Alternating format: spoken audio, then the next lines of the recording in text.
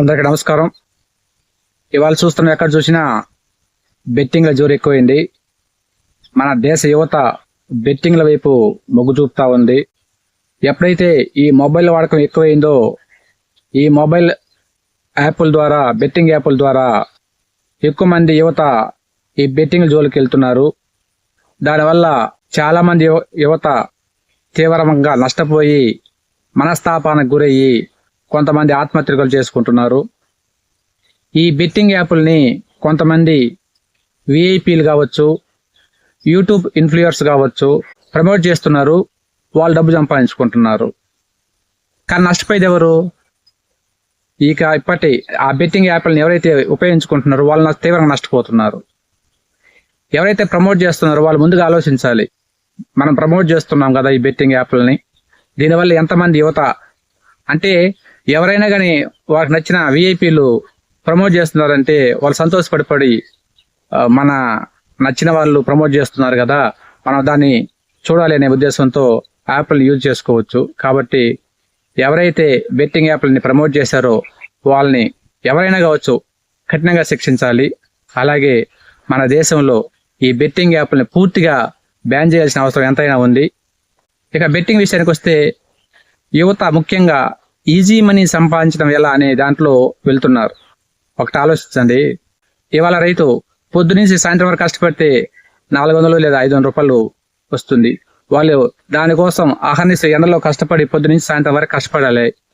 అదేవిధంగా మనకు దగ్గరలో ఉన్న కంపెనీలకి ఎంతోమంది ఆడపడుచులు పొద్దున్న లేచి ఇంట్లో పనులు చేసుకొని పిల్లలకు వండిపెట్టి భర్తకు వండిపెట్టి ఉదయాన్నే ఆటోలు ఎంతమంది వెళ్తున్నారు చూస్తుంటారు. చాలా మంది ఆటోలు వెళ్తూ ఉంటే వాళ్ళు వెనకాల ఆటోల మధ్యలో కూర్చొని ఎంతమంది జల్లు వేసుకునే వాళ్ళు, కొంతమంది అన్నం తినే వాళ్ళు, కొంతమంది అంటే టైము వాళ్ళకి చాలడం లేదు.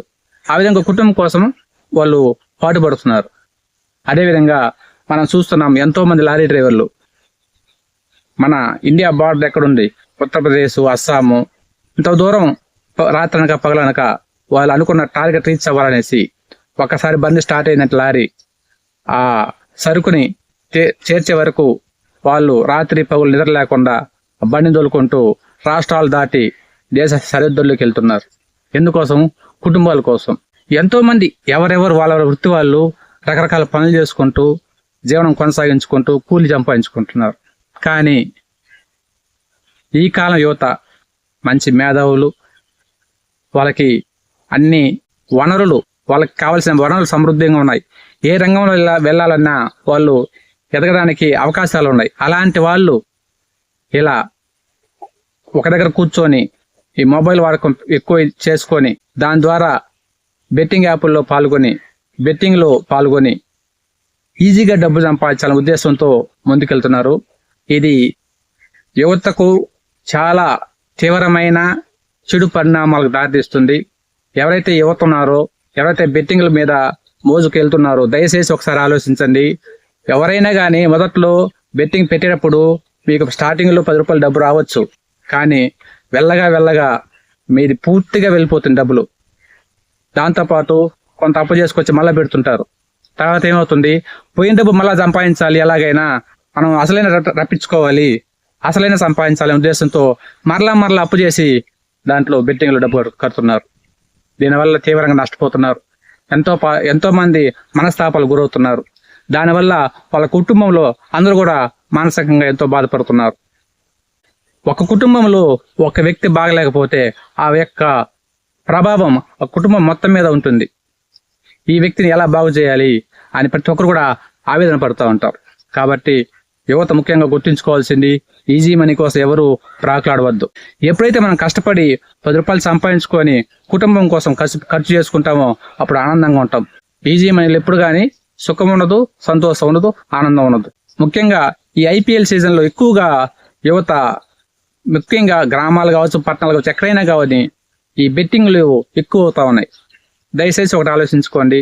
మనము ఏదైనా కానీ మ్యాచ్ మనం స్పోర్టివ్గా తీసుకొని మ్యాచ్ ఎవరైనా ఆడొచ్చు, ఏ టీం అయినా ఆడొచ్చు. వీళ్ళు మన వాళ్ళు మనకేమొస్తుంది? ఏమి రాదు కదా. అభిమానం ఉండొచ్చు, ఏ టీం మీదైనా అభిమానం ఉండొచ్చు, ఎవరి మీద వ్యక్తిగత అభిమానం ఉండొచ్చు. వాళ్ళు ఆడే ఆటని మనం ఆస్వాదించవచ్చు. అంతేగాని వాళ్ళ కోసం, వాళ్ళ ఆట కోసం, వాళ్ళు గెలవడం కోసం మన జీవితాన్ని పణంగా పెట్టకూడదు. దీనివల్ల నష్టపోయేది మన కుటుంబం, మన పిల్లలు. అదేవిధంగా ఎవరైతే మనం బెట్టింగ్ కాస్తున్నామో, ఒక బెట్టింగ్ కాసి ఒక గేమ్ ఆడుతున్నామో, లేదా బెట్టింగ్ ఆడి ఒక గేమ్ చూస్తున్నామో, మనకి ఆ బెట్టింగ్ ఆడి గేమ్ ఆడిన సోపు మనకు టెన్షన్గా, అంటే మనిషికి తీవ్రమైన ఒత్తిడిలోకి తనంతట తనకు వెళ్ళిపోతా ఉన్నాడు. గుర్తించండి ఒకసారి. ఎవరైతే బెట్టింగ్ ఆన్లైన్లో గేమ్లు ఆడుతున్నారో డబ్బు పెట్టి, మనకి ఏముంటుంది, గుండె దద్దర కొట్టుకుంటుంది, ఏమవుతుందో అనేసి. అర్థమవుతుందా? దీనివల్ల ఏమవుతుంది, మీ మీద మీరే ఒత్తిడిని పెంచుకుంటూ వెళ్తున్నారు. దీనివల్ల మీరు తీవ్రమైన అనారోగ్యాలు కూడా గురవుతారు. అలాగే ఒక మ్యాచ్ చూస్తున్నాం, మనకు ఇష్టమైన టీం ఆడొచ్చు, లేదా మనకి ఇష్టమైన వ్యక్తి ఆడుతుండవచ్చు. ఎలా ఆడుతున్నాడు, ఇంకా రన్స్ కొట్టాలి, ఇంకా బాగా ఆడాలి అని టెన్షన్ మనలో పెరిగిపోతూ ఉంటుంది. మనకి ఇష్టమైన టీం గెలవాలి, ఇంకా రన్స్ కొట్టాలి అన్నప్పుడు మనలో ఒత్తిడి తీవ్రంగా పెరిగిపోతూ ఉంటుంది. అంటే మనమే ఒత్తిడిని పెంచేసుకుంటున్నాం. ఎవరైనా కానీ ఒక గేమ్ చూస్తున్నప్పుడు కూడా మనము ఆ గేమ్ని ఆస్వాదించాలి తప్పించి మనం టెన్షన్ పెంచుకోకూడదు. అది ఎవరైనా గెలవని, మనకెందుకు, మనం గేమ్ని చూడాలి అంతవరకే. మొబైల్ గేమ్స్లో ఆడేవాళ్ళు ఈ మొబైల్ గేమ్ ఆడడం వల్ల డబ్బు నష్టం, మీ ఆరోగ్యం కూడా నష్టపోతారు. ఇది గుర్తుపెట్టుకోండి. తీవ్రమైన ఒత్తిడికి గురయ్యి రకరకాల అనారోగ్యాలకి మీరే కొని తెచ్చుకుంటున్నారు. దీన్ని గుర్తుపెట్టుకొని జీవితంలో ముందుకెళ్ళాలంటే ఈ మొబైల్ గేమ్స్ ఆడడం ఆపండి. అలాగే ఈ జూదానికి, ఈ బెట్టింగ్లకి దూరంగా ఉండి మీరు బాగునండి, మీ కుటుంబాన్ని చల్లగా సంతోషంగా ఉంచండి. కాబట్టి దయచేసి ఎవరైతే యువతున్నారో ముఖ్యంగా ఆలోచించండి. ఎంతోమంది ఇప్పటికే నష్టపోయి ఉంటారు, ఎంతోమంది దీనివల్ల కుటుంబంలో ఇబ్బంది పడి ఉన్నారు.